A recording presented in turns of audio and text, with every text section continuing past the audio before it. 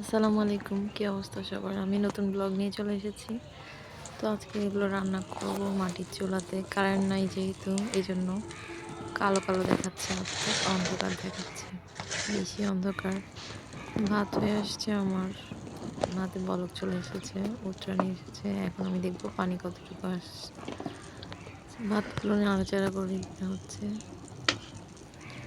আর এদিকে চুলা তো জ্বলছেই জ্বলছে, অন্ধকার। কারেন্ট চলে গেলে একটা সমস্যা, কিছুই দেখা যাচ্ছে না, লাইট নাই। এই জন্য আজকে শুক্রবার, যেহেতু বাসায় আছি, কাজ বেশি, তো আমি দুই চুলায় দুটা কড়াই বসিয়ে রান্না চাপিয়ে দিব।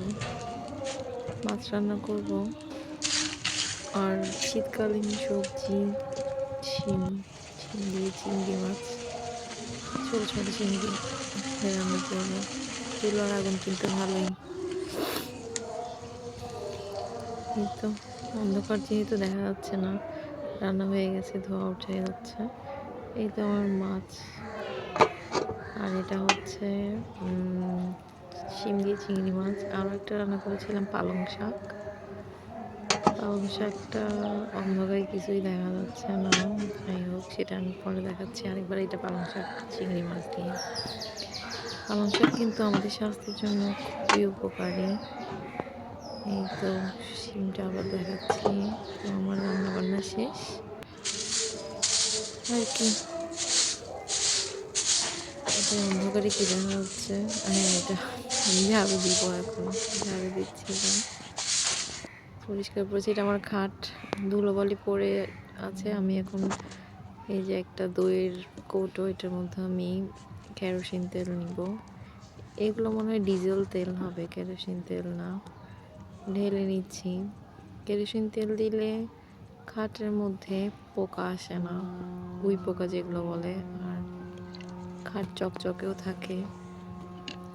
আমি প্রতি সপ্তাহে চেষ্টা করি কেরোসিন তেল দিয়ে খাট একটু মুছে নেওয়ার। একটা ন্যাকড়া নিয়ে নিচ্ছি। প্রথমে আমার চেয়ারটা মুছে নিচ্ছি। চেয়ারটা দেখেন, চেয়ারটা সাদা সাদা হয়ে গেছে, এই জন্য আমার হাতে কালি দেখা যাচ্ছে। আমি কাজ রান্নাঘর থেকে, চুলা থেকে আসছি যেহেতু, এই জন্য কালি দেখা যাচ্ছে। আজকের ব্লগটা একটু বড় হবে, আশা করি কেউ বিরক্ত হবেন না। এই তো প্রথমে আমি মুছে নিলাম আমার এই কালো চেয়ারটা। কালো 6টা চেয়ারের মধ্যে একটা চেয়ার আমি রুমে রেখে দিয়েছি, যেহেতু বসতে হয় এই জন্য। তো এটার একটু একটু যত্ন করা হয়।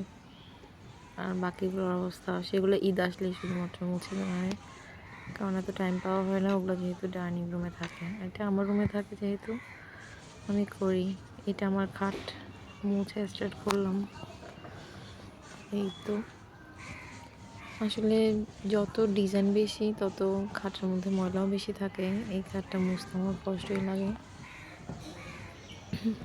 কারণ এগুলোর ভিতরে ভিতরে ধুলো জমে থাকে। এরপরে আমি আমার আলমারিটা মুছে নিব, রিগালের আলমারি। এটাও কালো রঙের, কফি ইট কালার, যেহেতু এটাতে প্রচুর পরিমাণে ধুলোবালি জমে থাকে। এটাও আমি তেল দিয়ে পরিষ্কার করে নিচ্ছি। আমি প্রতি সপ্তাহে করে থাকি, যেহেতু এটা কালো, এটাতে অনেক ধুলোবালি পড়ে। এই যে আমি চাবিগুলো, তো আমি তেল মাখিয়ে নিয়েছি। চাবিগুলো তেল মাখিয়ে নিলে চাবিগুলোর মধ্যে মরিচা আসে না। ভিতরটাও পরিষ্কার করে নিচ্ছি। এটা আমার হাজব্যান্ডের গোছানো আছে মোটামুটি, ওনারটা, বাট আমারটা বেশি অগোছালো। আমি আজকে বিকালে গুছিয়ে ফেলবো। এই তো উপরে নিচে সব জায়গায় পরিষ্কার করে নিচ্ছে। এই যে আমার ক্যাবিনেট, খুবই খারাপ অবস্থা, আমি গোছাবো, সব এলোমেলো। আমি গোছালে এটা শেয়ার করবো, গোছানোর পর কেমন লাগে। এই তো সব এলোমেলো।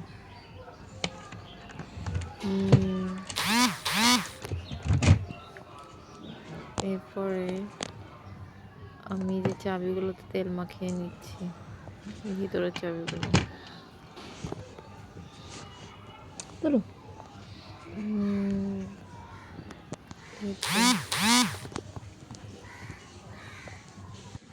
এখন আমি দরজাটা পরিষ্কার করে নিচ্ছি।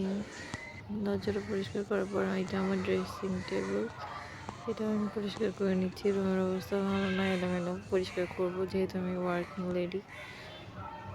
তারপর অবস্থা এরপর আমি জানালার গ্রিলগুলো পরিষ্কার করে নিচ্ছি। এই তো ভালো করে জানালার গ্রিলগুলো পরিষ্কার করে নিতে হবে। প্রতি শুক্রবারে করার চেষ্টা করি। নেটটাও একটু পরিষ্কার করে নিলাম। এখন ক্লিয়ার দেখা যাচ্ছে, মোটামুটি ক্লিয়ার।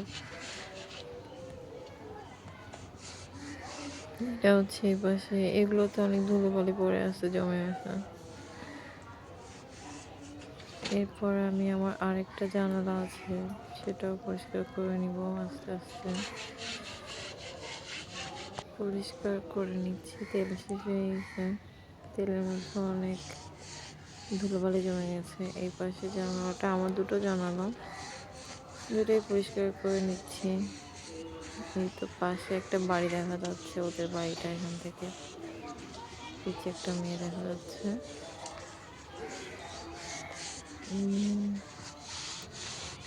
এখানে অনেক ধুলোবালি। আসলে ঘরের কাজ সারাদিন করলেও শেষ হয় না। কাজ, অনেক কাজ বাকি আছে, আমার এখনো কাজ শেষ হয় নাই। এরপরে আমি কাপড়, আমার হাজবেন্ডের টাওয়াল নেড়ে দিতে যাচ্ছি। টাওয়াল দুইটা উনি ইউজ করে, লাল একটা সবুজ একটা, দুটাই নেড়ে দিলাম। নামাজ পড়তে যাওয়ার সময় উনি তো রেখে গিয়েছে, আমি নেড়ে দিব এই জন্য আর কি। এই তো তারপর কি, টাওয়াল নাড়া শেষে আমার ওয়ার্ড্রপ যেটা আছে আমার সেটাও পরিষ্কার করতে হবে। এই যে আমার ওয়ার্ড্রপটা, এটাও একটু ফুল ফুল, এটাও পরিষ্কার করি। ছোট আছে এটা। এই তো এটা পরিষ্কার করা শেষ। মোটামুটি ছোট হলেও ফুলের জন্য ময়লা ভালোই জমে থাকে।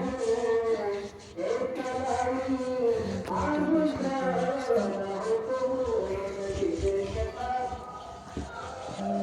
এরপরে আমার মোটামুটি সব পরিষ্কার করা শেষ হয়ে গেছে। আমি কাপড় ধুবো, এগুলো কাপড়। এই যে আমার খাট মোটামুটি পরিষ্কার করা হয়ে গেছে।